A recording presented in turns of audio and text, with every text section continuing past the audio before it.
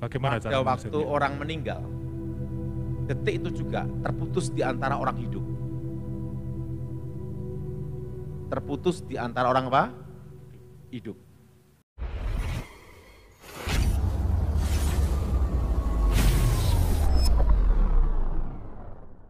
Shalom sahabat KP yang berbahagia.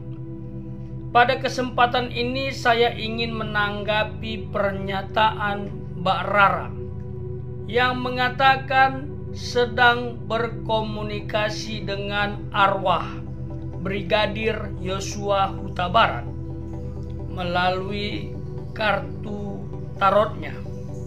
Yang jadi pertanyaannya, benarkah itu adalah arwah Brigadir Yosua Huta Barat?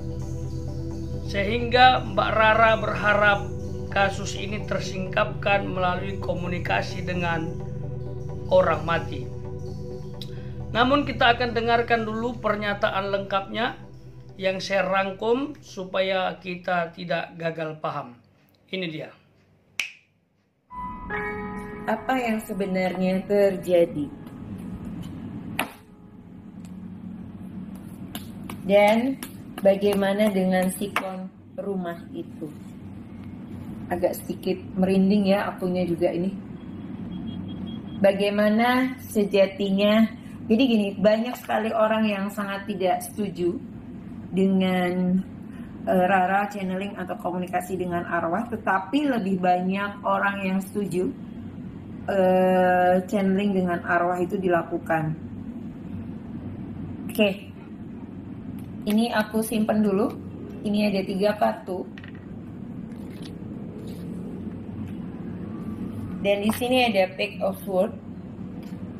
Di sini ada kartu. Dan ini ada 1 kartu The Fool, tetapi di sini terbalik ya. Oke. Aku mau ngambil 1 kartu dulu. Bener gak sih sosok yang aku ajak komunikasi ini adalah sosok yang sudah meninggal, yaitu Brigadir Nopriansah Joshua atau Brigadir J atau Brigadir Y. Simbolnya adalah RIP. Ini adalah sosok yang baru saja meninggal, baru saja terenggut nyawanya. Sahabat KP, secara pribadi saya ragu bahwa yang diajak Mbak Rara komunikasi itu adalah arwah Brigadir Yosua Huta Barat. Karena orang mati dengan orang hidup tidak ada ikatan lagi, tidak ada hubungan lagi, tidak bisa lagi berinteraksi sosial. Karena detik itu juga setelah dia mati, dia langsung diperhadapkan kepada kekekalan. Ya, ini dalam keyakinan Kristen ya, seperti yang disampaikan oleh hambanya Evangelis Daud Tony di awal tadi. Yang mati di dalam Tuhan dia akan ke Firdaus. Dalam Tuhan di sini adalah percaya Yesus lahir baru, betul-betul Kristen sejati. Dan yang di luar Tuhan dia langsung masuk ke dalam dunia orang mati untuk menantikan penghakiman. Itu dia. Jadi jangan pikir manusia bisa berinteraksi lagi, komunikasi dengan roh orang mati. Dalam keyakinan kami itu bukan roh yang telah mati itu, tetapi roh jahat atau roh yang berasal dari kegelapan menyamar atau mengambil rupa seperti yang telah meninggal itu, supaya seolah-olah yang meninggal itu datang rohnya. Orang meninggal memang punya roh, tetapi bukan untuk berinteraksi dengan manusia yang hidup, tapi diperhadapkan kepada kekekalan. Itu dia. Ya. Jadi saya sangat tidak percaya, bahkan sahabat pun seharusnya tidak percaya bahwa roh orang mati bisa diajak berkomunikasi. Mungkin keyakinan sahabat berbeda ya, tapi nggak apa-apa. Ini keyakinan saya. Ya.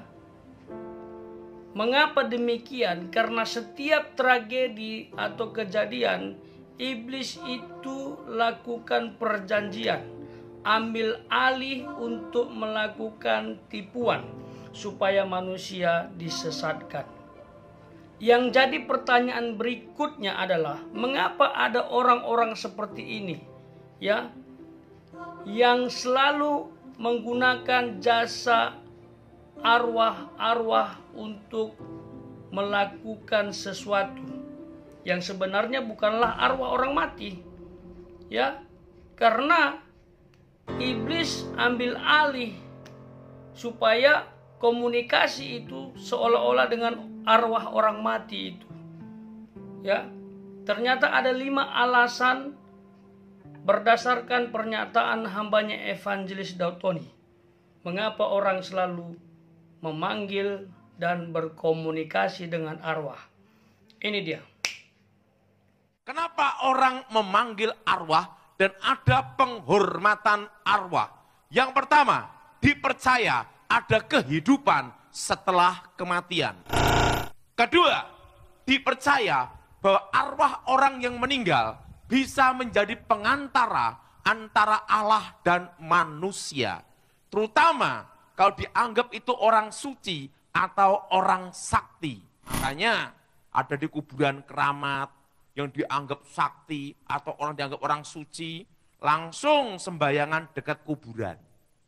Padahal dia sama yang mati itu tidak ada hubungan keluarga. Tapi apa? Doa di kuburan. Karena dianggap, dipercaya bahwa arwah orang yang meninggal bisa menjadi pengantara antara Allah dan manusia. Makanya ada kalau di satu kampung atau satu kelurahan, ada punden atau danyang penunggu di situ. Itu adalah orang yang dianggap sakti atau keramat. Orang yang punya kekuatan mistik atau orang suci.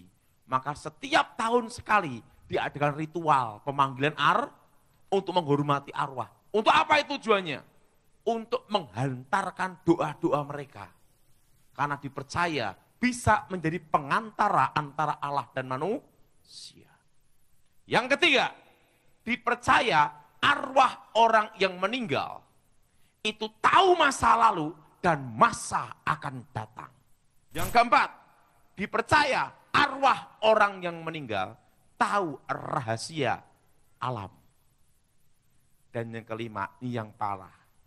Dipercaya arwah orang meninggal lebih jujur daripada orang hidup. Nah, aktivitas seperti ini sebenarnya sudah terjadi dari zaman lampau. Karena memang dipercayai dengan 5 alasan tadi. Hambanya Evangelis Dautoni sangat berpengalaman karena beliau mantan dukun, melakukan hal yang sama juga. Memanggil arwah, berkomunikasi dengan arwah di masa lampau sebelum dia bertobat. Yang sebenarnya itu bukanlah arwah orang mati itu, tetapi roh-roh setan yang menyamar. Supaya seolah-olah orang yang diajak interaksi atau bicara itu adalah roh orang yang baru mati. Nah, bagaimana pandangan Alkitab terkait dengan hal ini? Memanggil arwah, berkomunikasi dengan arwah. Kita akan baca dalam kitab Ulangan pasal 18 ayat 11 sampai 12. Demikian bunyinya.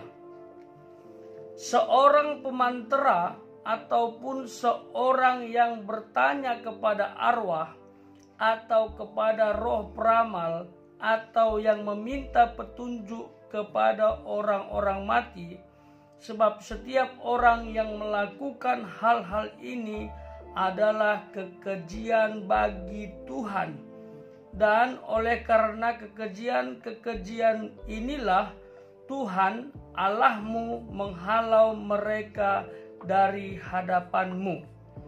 Ini firman Tuhan. Kita mau percaya mana? Dasarnya apa? Mau pegang yang mana? Firman Tuhan jelas mengatakan, ya, dilarang pemanggilan arwah, bahkan berkomunikasi dengan arwah. Karena itu bukanlah arwah orang mati yang sebenarnya. Dan tindakan ini kekejian bagi Tuhan. Kekejian bagi Tuhan, saya tegaskan kembali. Jadi saya simpulkan sekali lagi, oknum yang diajak Mbak Rara komunikasi untuk kasus yang lagi viral ini bukanlah Brigadir Yosua Huta Barat. Ya, sahabat bisa simpulkan sendiri. Yang jelas kita tidak boleh percaya, apalagi melakukan tindakan berkomunikasi dengan arwah. Taat firman Tuhan, karena itu adalah patokan utama kita orang percaya. Jadi sangat dapat dipertanyakan bahwa Mbak Rara komunikasi dengan arwah Brigadir Yosua Huta Barat, apalagi sampai mengarah kepada menyingkapkan kasus ini, kejadian yang sebenarnya, ya, ini tidak benar. Kita tunggu ya hasil akhirnya. Saya dengar ya, baik pengacara maupun tim-tim khusus yang sudah dibentuk untuk kasus ini sudah mulai mendapatkan bukti-bukti.